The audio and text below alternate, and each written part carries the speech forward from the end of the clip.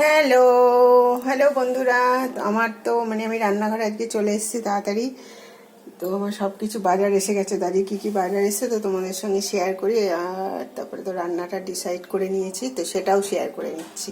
তো আজকে হবে হচ্ছিল এই দেখো, এই যে কলমি শাক ধুয়ে রেখেছি, আর হবে এই যে ইলিশ মাছ এনেছে, ইলিশ মাছ হবে, এই যে কচু, আলু আর বেগুন দিয়ে কাঁচা লঙ্কা দিয়ে কালো জিরে ফোড়ন দিয়ে পাতলা ঝোল বানাবো। আর হবে বাঁধাকপি, এটাও বানানো হয়ে গেছে, এটা তো ওই পেঁয়াজ দিয়ে করব। বাঁধাকপিটা সেদ্ধ করতে হবে। আর এই বাজার এসছে, আজকে বেশি বাজার আনা আনেনি, যাই হোক। আর আচ্ছা, এই একটা শাক, এই শাকটা দেখো, এই শাকটা কি তোমরা চিনতে পারো? এই শাকটা কি শাক তোমরা যদি চেনো তো আমাকে বলো এটার নাম। এখানে তো আমরা বলি শুশুনির শাক। এই শাকটা খেলে খুব ভালো ঘুম হয়, খুব উপকার এই শাকটা খাওয়া। তো এই হচ্ছে আজকে আমার বাজার সব এসে গেছে, আমি ডিসাইড করে নিয়েছি আমি কি কি আজকে রান্না করব।